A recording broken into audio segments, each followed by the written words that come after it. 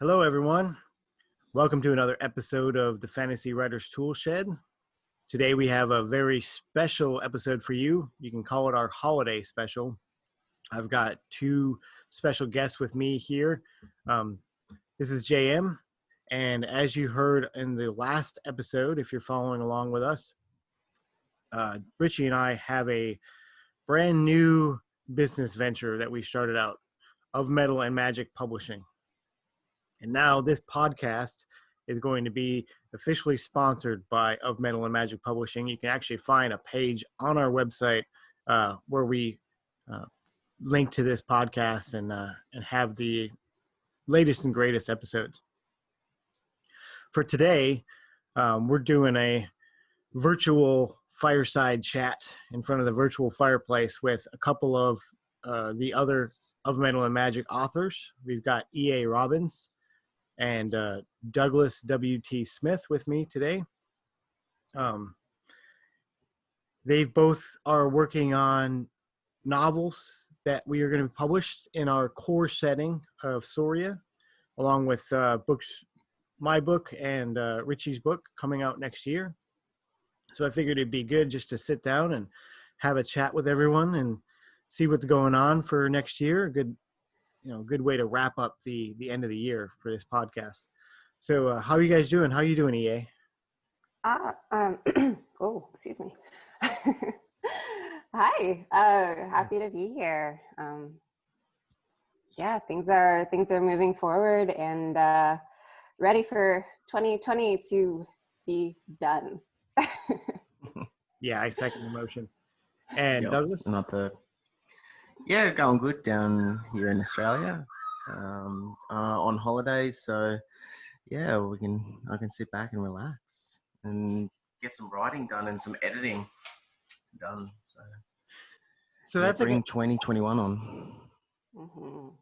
So that's a good point.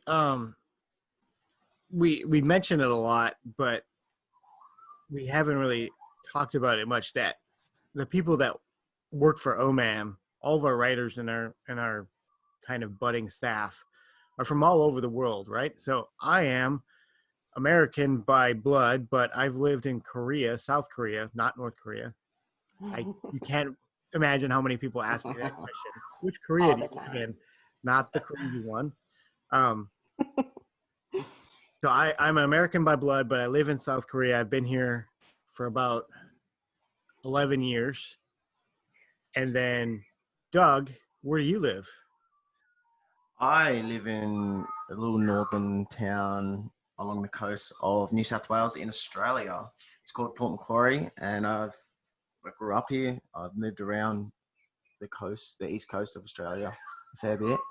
But yeah, back at home and love living on the coast.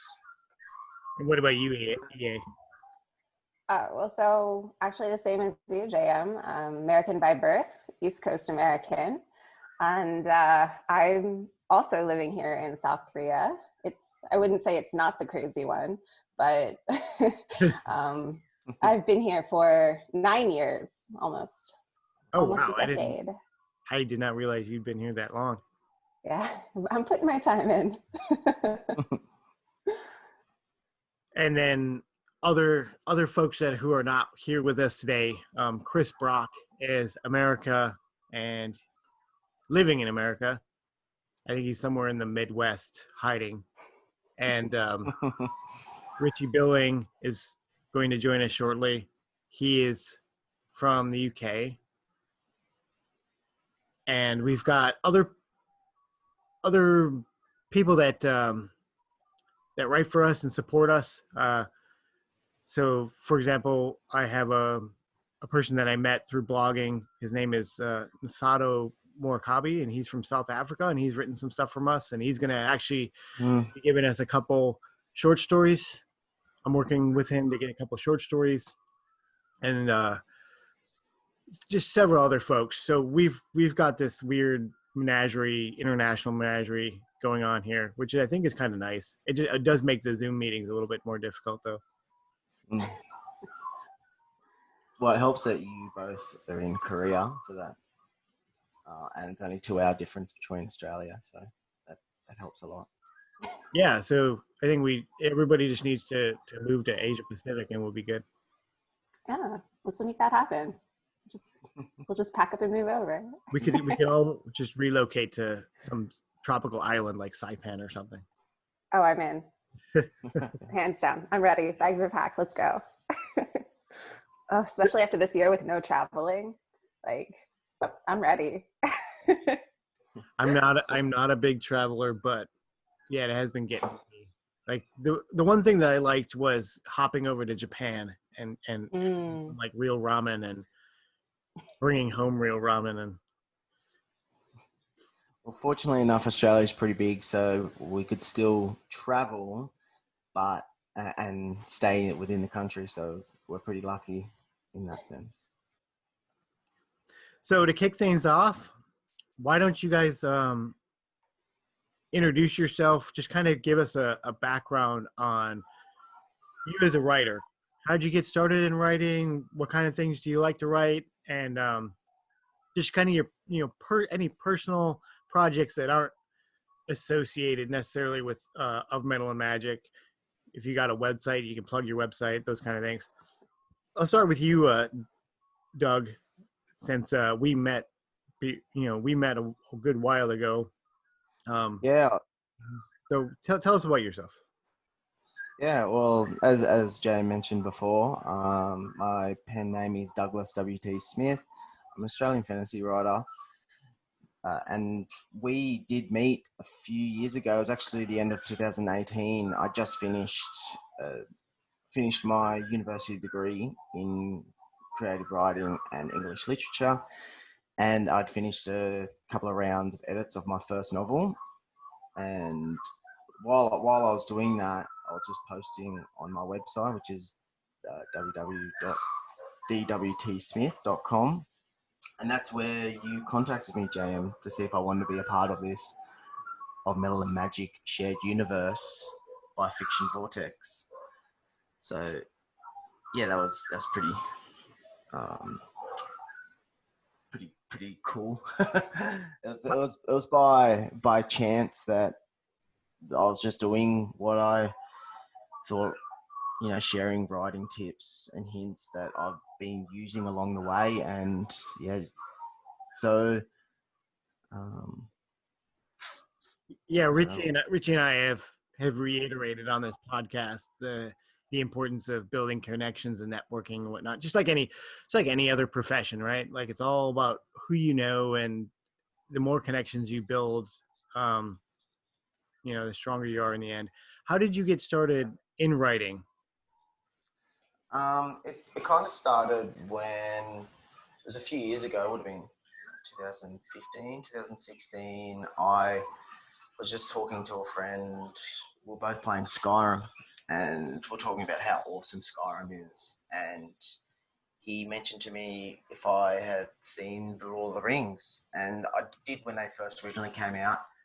And I couldn't really remember, and he suggested that we should rewatch it. So we rewatched it, loved it, fell in love with it. And then I completely got stuck into the lore of Tolkien's world, and so I read all his books. Then I kind of just had that moment of maybe I could create a world where like characters are put through these events and these trials, and I don't know. It just felt like the thing to do at the time. So I looked into, and I just happened to start studying at university, and I didn't really know what I wanted to do. And then that moment happened, and I looked into creative writing, and it felt like it was the natural thing to do. So I changed my majors into creative writing and went from there. But I'd always been interested in English and reading when I was younger. Through high school, I was quite quite comfortable with my English. So not English as in the language, but as in English as in creative writing, creating stories and reading novels. So I always felt pretty comfortable with that, the storytelling component of English. So it just felt natural once I saw that I could change my major to creative writing to be able to do it. So other than Skyrim, Lord of the Rings, since then, what any other big kind of fantasy influences or things that book series that you really like? Yeah, I think a series that doesn't get enough light as it should is Tad Williams' Memory, Thorn and Sorrow saga. It pretty much influenced Game of Thrones. It has so many elements that are pretty much exactly the same. You've got the northern, I guess, undead invading the humans of the world. There's apart from that, like there's so many. Sorry, not apart, but that and so many other things are so similar to Game of Thrones. It's uncanny. And I read that before I watched Game of Thrones and stuff, and that definitely influenced my writing. But then you've also got the classics like Raymond E. Feast and The Magician, which heavily influenced my, I guess, my coming of age component of my stories. Then I think they're probably the two major books and authors that have influenced my writing presently. Okay. Well, thanks for that introduction, and same questions for you. Yeah. So how I got started in writing, and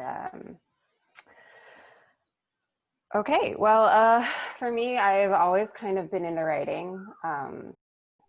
I was the kid with the blank paper and the, 4 or 5 words per page and drawing my own little storybook kind of thing. And then in high school, very into poetry, weren't we all? And did that. And actually, I discovered a very deep passion for words and the weight of them. And, there's a weight and an implication to every word. And I really kind of delved into that through poetry. And that was something that just kind of moved me. And it moved me to grad school, where the love of writing was completely burned out of me. And I didn't do it for many years. And then also rather by chance, I forget how I started following JM. I don't know if it was maybe a shared beta reader site on Facebook, or I think it was one of the expat communities here in Korea. Oh, okay, that was probably it. That I was sounds much more reaching out logical. to see who else was writing, and you were like, "Yeah, I'm trying." Oh, I wasn't, but you put this thing out, and you were like, "We need somebody to write a short story," and I was like, Oh yeah, it was the anthology. Mm-hmm. So So I emailed you. You've got a story in the what we call now the Ancient Heritage Volume 1. You've got a short story in there, and that's something that we have worked out from a previous. It was originally published in a previous anthology, and we just kind of co-opted it for new purposes. So, yeah, that's how it all came about. Yeah, and that was pretty much me jumping into the deep end of fiction writing. I knew it was something I wanted to do, but I figured it wasn't something I was going to do until, I don't know, I was much older. When that free time for new hobbies comes around, like it always does, right? Yeah. We've talked about a lot on the podcast that I think the difference between, an average writer and a good writer, a lot of folks will get started writing just because they want to tell a story, and they're fixated on story and plot and character and these grander things. But in order to be a good writer, you have to also focus on the sentence level and the words. Like, right, you need to have, like you said, the appreciation for specific words. I did a little bit of rap in high school and college, and that's where I developed my appreciation for individual words and how switching out one individual word can fundamentally change, Everything. project or a product. And that carries with me today as a writer, that you need to have an expansive vocabulary, and you need to be able to notice when a word is out of place, and you need to have, in the back of your head, options of how to change it, because every word does count. Even in a novel of 100,000 words, every single one of those words matters. And I think that's one of the things that makes the difference between a good, very good writer and just an average writer is word level focus. Sorry to derail you there for a second. So can I add to that as well? I think what also separates a great writer and I guess a successful writer is discipline. I feel that you can have your this broad vocabulary, know your storyline, but if you don't have that discipline to pursue that craft, it just goes nowhere. And I feel like discipline's a huge play on another element on top of. Sorry if these birds are really loud. I don't know if you can hear them. I was wondering what those were. Yeah, because I didn't know if it was a dog or if it was your baby, your big 20 news. No, there's a tree out the front of my window, and they just hang in the tree all day, just talking. Shut up! I know. It's quite beautiful, but shut up. Yeah. Well, at least now I can tell. At least now I can say that it's not a technical glitch on my part that I didn't clean up. Yeah. It's natural ambiance of Australia. It is, and it just happens to be a magpie too. The flock of birds, the sound of koalas chewing, and the pitter patter of giant spider feet. While riding our kangaroo pouches to work. Yeah. So like you said, EA, you kind of got started doing writing. I guess you'd call it professionally since you got published. You started this recently. So where are you at now as a writer? So writing is kind of this old passion that I'm getting back into in a different way with fiction writing. The love has always been there. I've been a reader my whole life. I'm a voracious reader. I've always got 2 or 3 different books open at varying stages. And writing just kind of feels like a very natural thing to do. Fiction writing does have this learning curve for me. It definitely takes more patience than I needed with poetry. That just kind of flowed for me. The words, I don't know, came to me. This sounds very hippy dippy, but that's kind of how it works. Where fiction, I can sit and think, and I use the thesaurus a lot because I end up repeating myself with such a longer piece of writing, but it's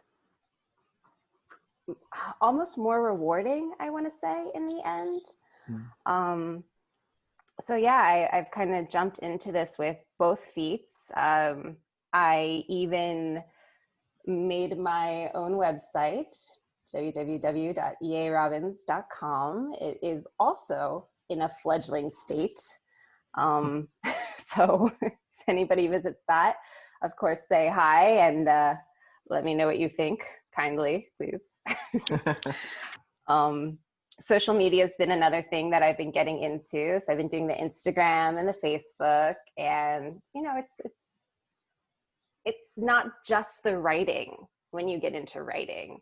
Like I thought I could just write these stories and pass them around and other people would just make it happen. That's really not it at all. There's a lot of other legwork, a lot of other projects that you need to take on if you want to be a writer, a fiction writer. So this is kind of what I've been learning in the past year, really. Yeah. So we're also joined today by the other half of the Toolshed, Richie Billing. So Richie and I have talked about our backgrounds before a lot, but just to rehash, give us a quick, your background as a writer, Richie. Yeah, so I got into writing in quite kind of a weird way, really. I was a lawyer before I do what I do now for about 4 or 5 years, but I was getting really fed up with it, and it just wasn't really interesting or exciting me. I just kind of wanted to do something a bit more worthwhile. I think around the same time I started writing just for pleasure, really. Just had a few ideas floating around my head, so I started writing them down. And then I just absolutely fell in love with it. Like, that's all I wanted to do. I'd like rush home just so I could sit down and write. And it just became a part of my daily life. And ever since then, that's just what I want to do. So I've decided to quit my job in law and just focus more on that. And yeah, since then, met JM. I started writing Pariah's Lament shortly after that. That took 2 years to finish, and then that's coming out next year, St. Patrick's Day. So I've deliberately chose St. Patrick's Day for the release date, because by the time it comes out, I'm going to be fed up of marketing it and worrying about what people are going to think. So I'm just going to get completely drunk and forget about it all. Proper Irish celebration. Yeah, so that's my background in writing up to this point. And of late, I've just been focusing on marketing more than anything else, like learning as much as I can about marketing. My problem in the past has always been writing loads of stories, but not getting the readership.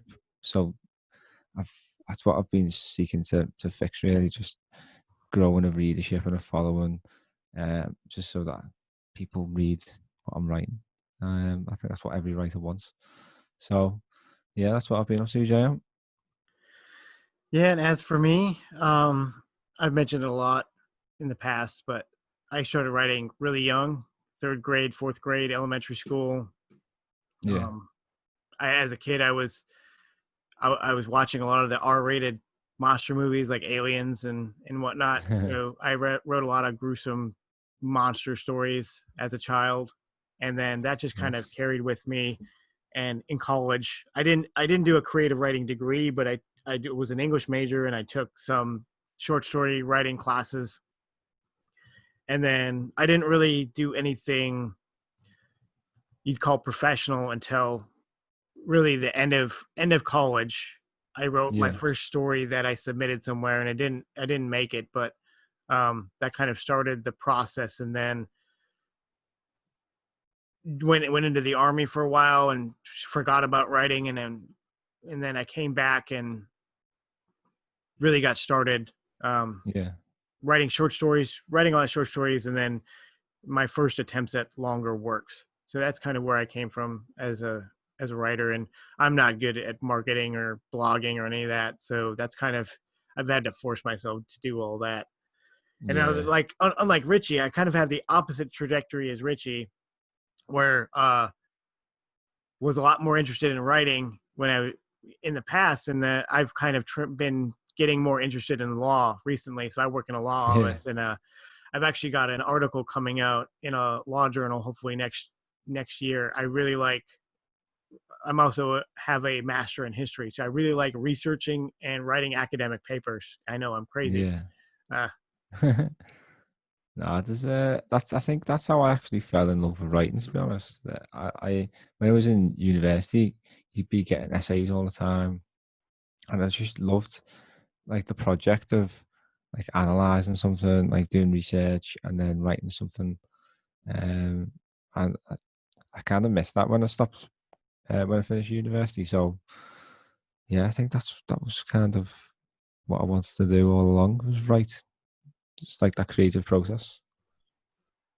Yeah. So we've spent some time talking about the past and who we used to be, and let's move on, take this fireside chat and talk about the future of Metal and Magic Yeah. Publishing. So we mentioned in the last episode that Richie and I have this new venture, our own indie press of Metal and Magic Publishing. You can find us online, and we're kind of the official sponsors of our own podcast now, I guess you could call it.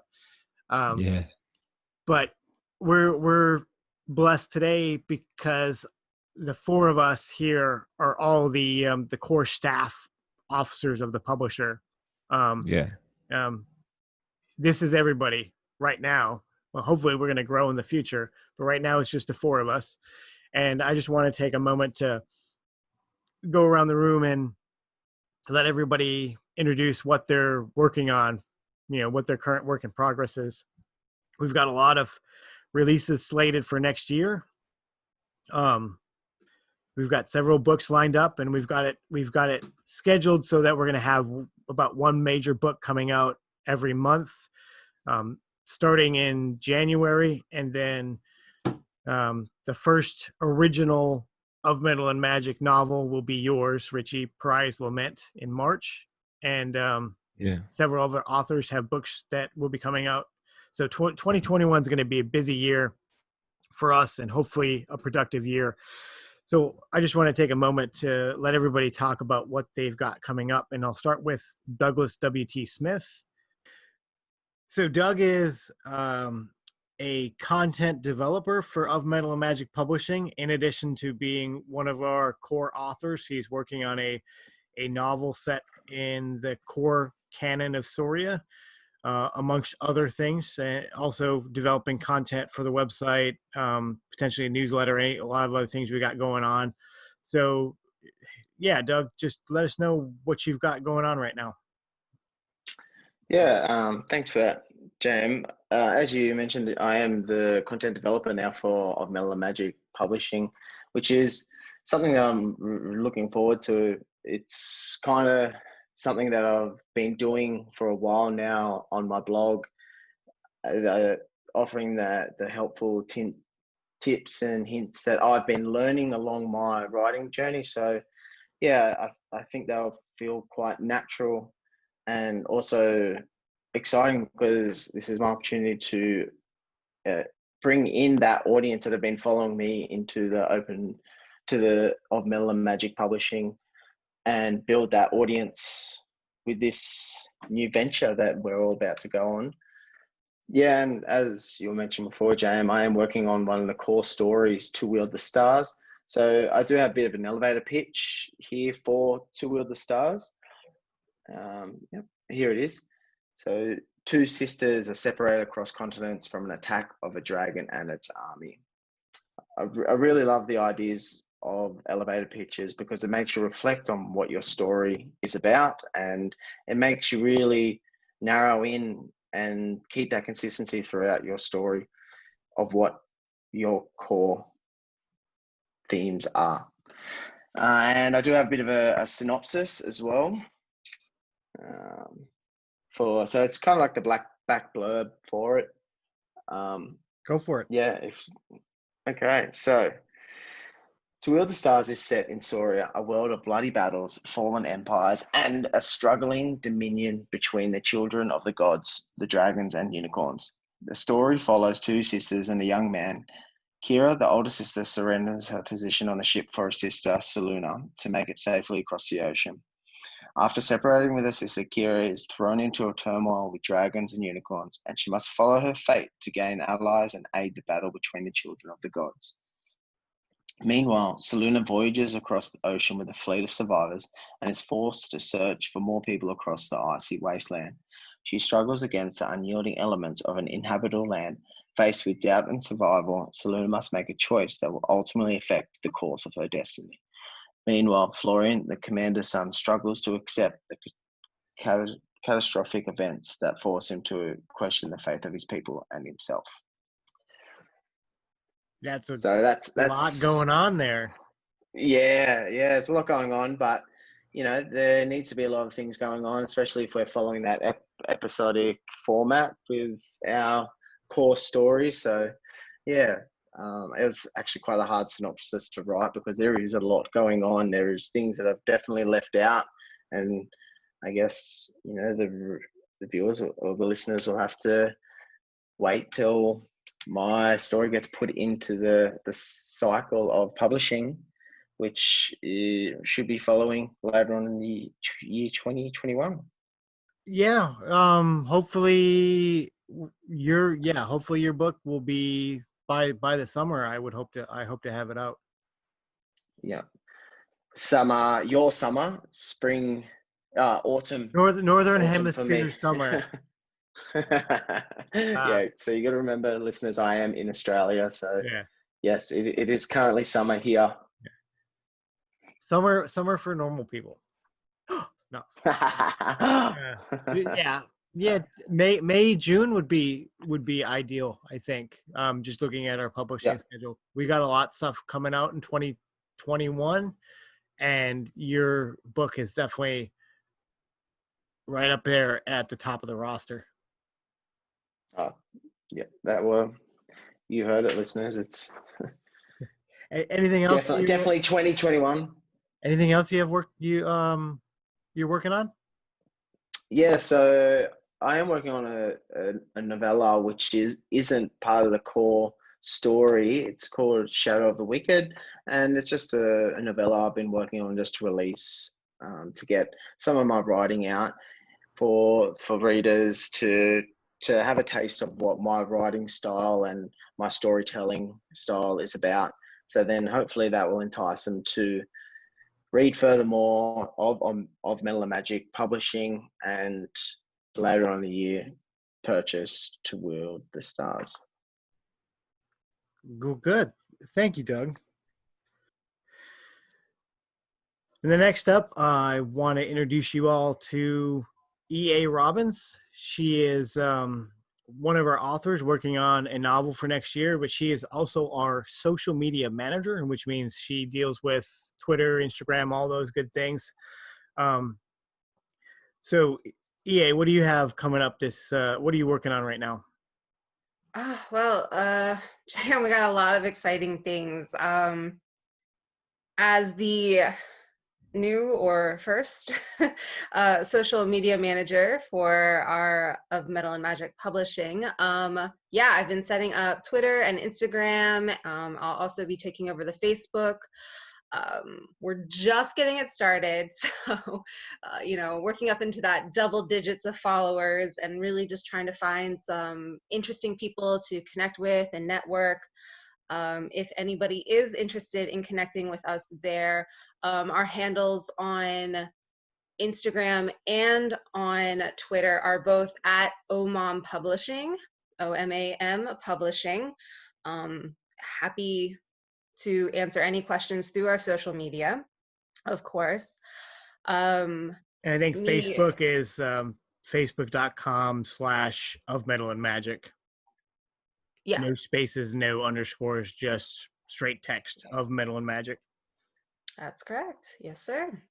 And of course, we're available through Facebook as well. We're breaking the barriers on all of the social media. So yeah, that's really exciting, and definitely looking forward to see how we can grow that and who we can connect with. Personally, as a author for Of Metal and Magic, I've been working on my novel, Scion of the Oracle, and this story actually comes at the very end of our Soria story arc.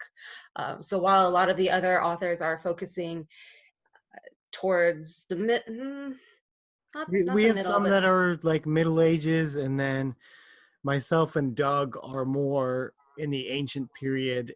Okay. And then yours is more modern, as we call it. Right. And mine's kind of set at like the end of our modern era. Like this is kind of kind of like I guess a capstone to it. This is at least kickstarting the end of the time periods that we're covering for our world here.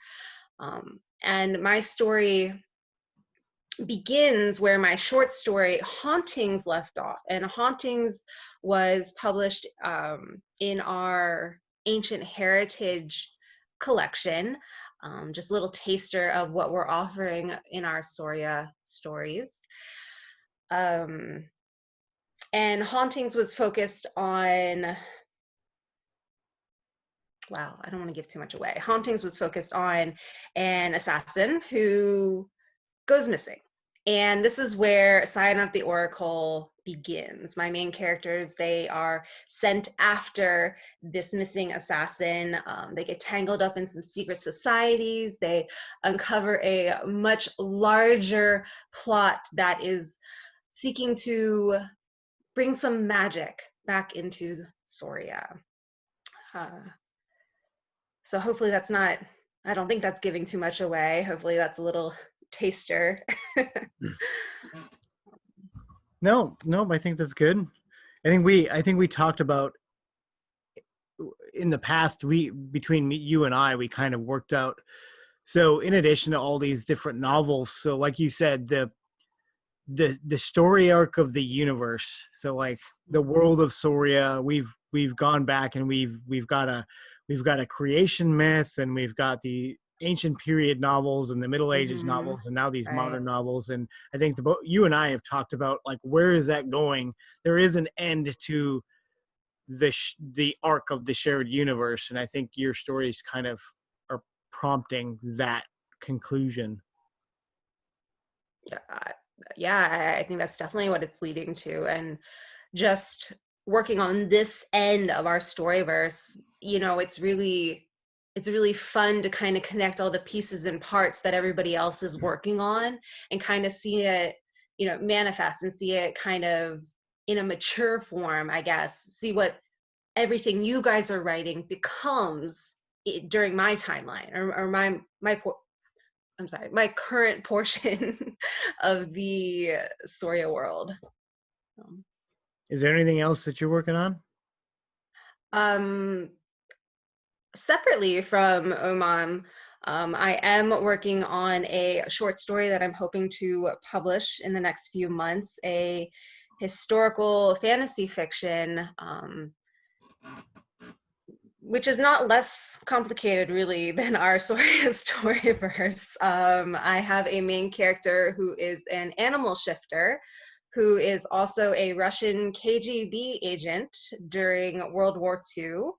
Specifically 1948. It's set in Berlin during the Berlin blockade, and she's been tasked with helping to, I'm not sure how to say this.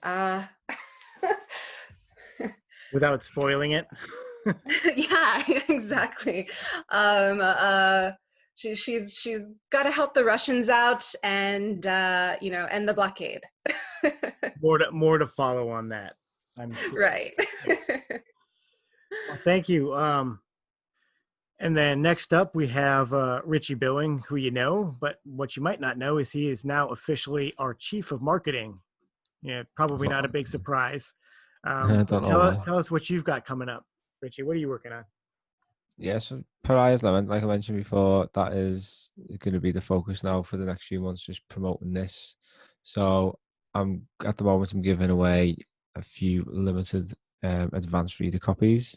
So if you would like to be in with a chance of getting one of them copies, head over to my website, richiebilling.com, and so just join my mailing list, and you automatically qualify for the competition. So yeah. And if I can jump in real quick, if any of you out there are book reviewers, if you do book reviews on your blog or on a website or something, you can always reach out to us through our website contact form and request copies of the books we have coming up if you want to do reviews for us. Most definitely. So we were chatting before. Douglas mentioned elevator pitches, and I'm awful at them. I end up like just waffling for too long and putting people off the book. So recently I've been trying to think of like nicer, easier ways of describing what Prior's Lament's about. Basically, if you like big medieval battles, there's loads of them. If you like lots of political intrigue, a bit like Game of Thrones, there's lots of that as well. And the characters in this are very much underdogs, and that's what I absolutely love, is like an underdog story. And these two particular characters who the story follows, they've just been written off by society.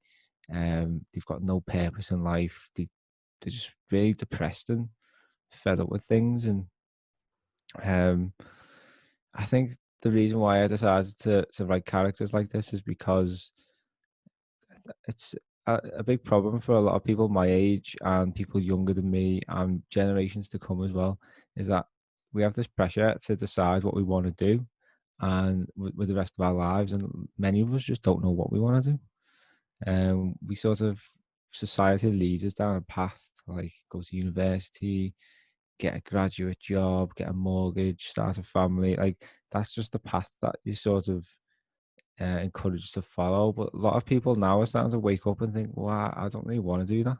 And when you sort of in that situation, you don't really know what to do, and that is a big problem for a lot of people at the moment. They're not too sure what they want to do, and these two characters in Pariah's Lament are in that situation, and they find purpose in life, and they find something to drive them, and something that captures the imaginations and the hearts. And basically, they've got to save the day, and that is the purpose, to save the people that they've grown really close to and attached to. And yeah, I loved writing it. I loved the characters, and when I finished writing it, I was really sad that they weren't going to be a part of my life anymore. So I'm hoping that's a good sign. Only 2 people have read the book so far, so I am a bit apprehensive about what everyone's going to think. But yeah, we'll see what happens. And then we were talking before as well about new projects, like part of the problem I had after Pride, I meant, was like, what am I going to do now? I've spent 2 years doing this. I don't know what to do next. And I had a few ideas for like a fantasy novel, so I started writing that, and then I wasn't really feeling it. And in the end, I decided to write more of like a police crime thriller, which is another genre I like very much, but it's got a lot of fantasy elements to it as well, and it's set in my hometown. So for this one, it's a story that I want people in like my friends and my family. It's a story I want them to enjoy, because not everyone likes fantasy. A lot of people I know. So I'd rather decide I'm going to write a story for them, whereas sort of balancing it with stuff that I like as well, monsters and demons and all that kind of shit, or stuff. I swear, all that kind of stuff. So yeah, so it's going to be interesting 2021, and something else I'm launching as well as a writing course. So I've always believed for a long time is that everybody should write, even if it's like journaling and just writing a few ideas, a few observations from the day, even just a few little lines of things. I think everybody should write. There's a real therapeutic benefit to it. It's helped me a lot over the years, like come to terms with things or reflect on things or process things that you just ignore. So there is that really powerful therapeutic element to it, and I think that everyone should benefit from that and just do a little bit of writing every day.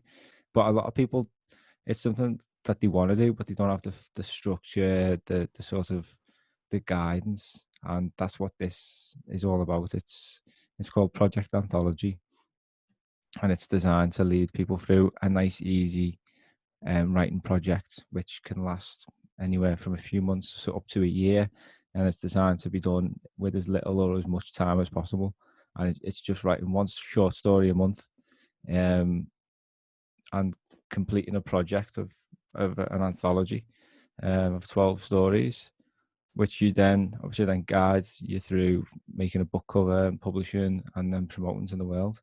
So you'll learn absolutely everything you need to know to start a writing career, and do it at your own pace in a really accessible and structured way.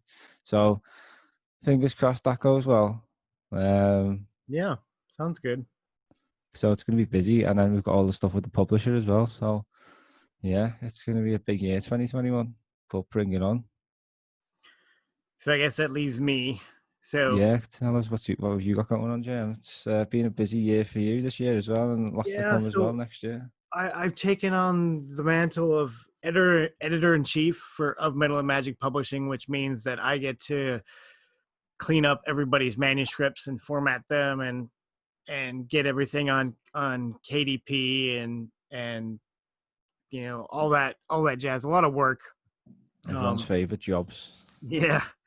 But I like editing. I guess I'm kind of a technical person, which is why I like legal writing. So editing comes natural to me, and I know a lot of it. I've learned a lot of it.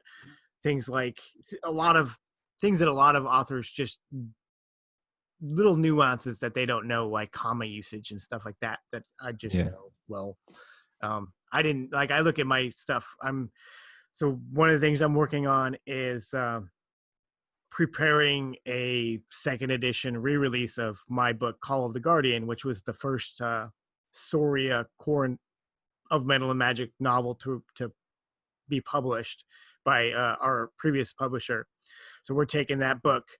I'm revising it, updating it, getting new book covers, adding our OMAM branding, and we're going to publish that again. So just looking through that book that I wrote 2 years ago, I've noticed like things like comma usage and stuff that I wasn't as good as I am now 2 years ago, 2 years from then.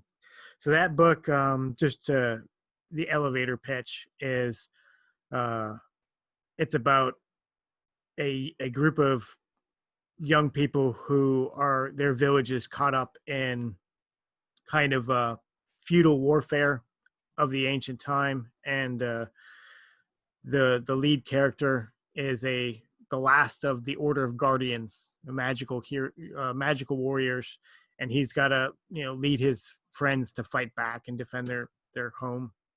And that book is inspired by the old Hercules and Xena TV shows. So when we were starting out with this episodic structure that we sometimes use, I was really thinking in terms of TV and TV episodes, and so a lot of the chapters in that book have the heroes going to these villages, and they have to resolve the problem that village is facing, episode by episode. But there's a underlying plot that carries everything forward to the end.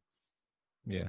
So that one's being re-released, and then the one I'm working on right now, the one that I'm actually writing, I'm about 75-80% done with the first draft, is called The Fierce. And this is the story of a mythical character in our core canon, Gain the Fierce. And this character gets mentioned a lot in other people's books, because this character is like a very, very well-known mythical figure in the world. Through the modern setting, he's kind of like the Hercules of Soria, where everybody knows the name and everybody knows some of the stories about this character, but we don't know what is true, what is the real story, what's the real myth. And so the book that I'm working on is a very interestingly configured book. It's like half epistolary novel and half myth. Yeah. So part of the book is these letters that are written from in the modern time of our time frame. So as E.A. Robbins mentioned, her story takes place in the most recent period of our narrative, of our kind of universal narrative, the modern period. And then the Fierce, the myth part of the Fierce, takes place at the opposite end, the most ancient period. But also the book features these letters that are written by an academic in the modern period as he is translating the Gay and the Fierce myth. Yeah. So you have his letters, and he's got his own, plot and narrative and character arc. And then you have the myth, and for the myth part of it, I borrowed a lot from Homer in terms of voice and style. It's not epic verse, but the use of epitaphs and just the kind of that archaic voice, and structure with heroes, multiple heroes, and things like that. So you have these two different narratives that are kind of overwoven together, and then you have this upper layer of meta, this meta layer of the academic interacting with the myth and translating things, and there's footnotes. Everybody loves footnotes. So it's a very complex. It's the most complex thing I've ever written, and hopefully it works. But that's the big thing that I'm working on, in addition to just getting the publisher up and running. Busy, man. So I don't know where we're going to find all the time to do all this. But I don't. I don't know. Yeah, I have more things to do than I have time to do it. So I definitely have to what's triage my projects. Yeah. Sensible. That about wraps it up for today. We want to thank E.A. Robbins and Douglas W.T. Smith for joining us and giving us some background on what they're doing for Of Metal and Magic Publishing, and thank everybody who's been following the podcast. Yeah, it's been, when we started this podcast, it was this year, was about March or April. We had absolutely no expectations for what it was gonna be like. We just thought it's something we'd try and hope that people would find it useful, and it blows me away how much it's caught on. Like, we've got so many followers now, and getting messages from people asking me when the next episode is going to be out, and like saying, asking us for requests and cover this, cover that, and it's crazy, to be honest. And we're just so thrilled that you've all found it so useful and helpful, and that's why we keep doing it, and we will keep doing it if you're all enjoying it so much. So thank you so much for listening this year, and we've only just scratched the surface, really. It feels like we've covered a lot already, but there's still so much yet to do. So 2021 is going to be a big year for the podcast. Yeah, we've only done about 20-ish episodes this year, which, I mean, it really isn't that much. We only put out a couple every month, but we've covered some pretty significant topics, right? Like world building, magic systems. We've done a bunch of interviews. Yeah, got some great guests on. So it's just gonna be, just keep bringing you what we've done this so far this year. It's I really enjoy doing these, and I just get so much satisfaction from knowing that everyone enjoys them. So yeah, keep bringing it on. And then, of course, end of the year. So we want to wish everybody, happy holidays. We know this year has not been very good for a lot of reasons. We hope that, whether you're a reader or a writer, you've had time to enjoy your hobby, and that's helped get through this crazy year of 2020. And we've got a lot of things to look forward in 2021, and we hope you all do too. And it's the holiday season, so hopefully everyone has time to at least, Zoom chat with their family and have that time. Happy holidays to everybody. Yeah, most definitely. I've just genuinely wish you the happiest of Christmases, and let's hope 2021 is a lot better than 2020, because I think we're all fed up. And as always, if you want us to deal with a specific, topic next year, if you just want to send us a message about the podcast and what you like about it, leave a message in the YouTube feed, or send us a message on Facebook, or all the other ways that you can communicate with us, including the Of Metal and Magic Publishing website now, which hosts this podcast. Yeah. So if you want to send us a message, just head over to ofmetalandmagicpublishing.wordpress.com, and then just click the podcast option at the top of the page, and yeah, send us a message. Thank you for listening, and have a happy holidays and happy new year, everyone. Bye bye.